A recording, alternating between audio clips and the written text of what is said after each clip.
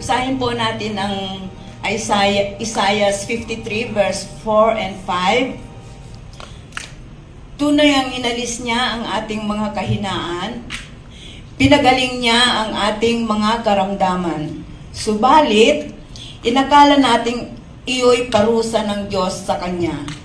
Ngunit dahil sa ating mga kasalanan, kaya siya ay nasugatan. Siya ay binugbog dahil sa ating kasamaan. Tayo ay gumaling dahil sa pahirap na dinanas niya at sa mga hampas na Kanyang tinanggap. Hallelujah. Na sinasabi po, sa John 19 verse 30, sabi ng Panginoon nung dumikit na yung mapait sa kanyang labi, sabi ng Panginoong Yesus, it is finished. Tapos na. Tapos na yung ginawa sa kanya, yung paglapastangan sa kanya, yung pambubugbog sa kanya, pagpapahiya sa kanya, at sa pagsugat, paglagay ng koronang tinik sa kanyang ulo. Kaya, ito ay hindi na mauulit sapagkat sinabi ng Panginoon Hesus, it is finished. Tapos na. No replace. No repeat. No rerun. No second chance. Not again. Hallelujah. Thank you, Lord. Salamat po, Panginoong Hesus, sa ginawa mo para sa amin. At sinasabi nga po sa Philippians 4:4, rejoice in the Lord always. Why rejoice? Bakit nga ba?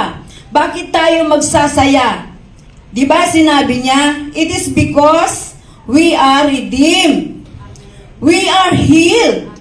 We are free from curse of death, sickness, and poverty.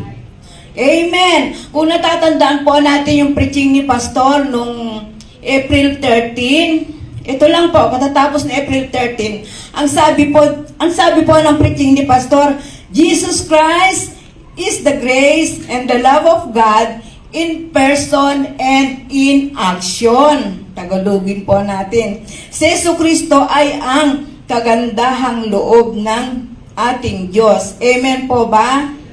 Amen. Hallelujah. Basahin po natin ang 1:6 verse 35. Sinabi ni Jesus, ako ang tinapay ng buhay. Ang lumalapit sa akin ay hindi na magugutom kailanman.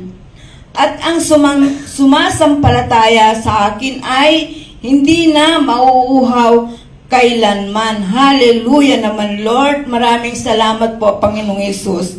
Kaya po, kung meron ng lahat, ang communion elements, ate pong itaas.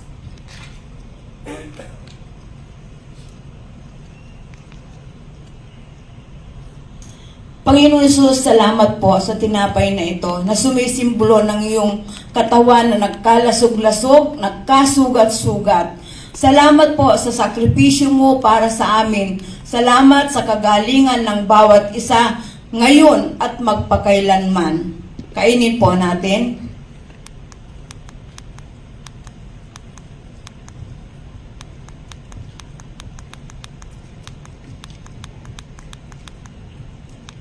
Itaas natin ang katas ng ubas. Panginoong Yesus, maraming salamat sa iyong dugo na hinayaan mong mabuhos.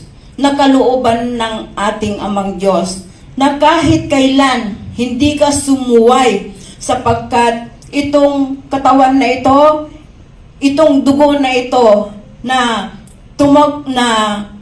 tumulo sa katawan mo, Panginoong Yesus, ay ang nilinis kami sa aming karumihan at pinatawad kami sa lahat ng aming pagkakasala sa kapwa namin, maging sa iyo, Panginoon.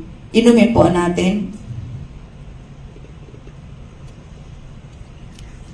Salamat po, Ama, sa pagpapala mo sa amin sa araw-araw.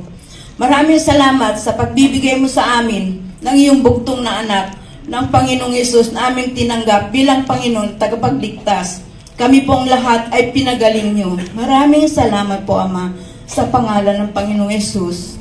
Amen. Hallelujah.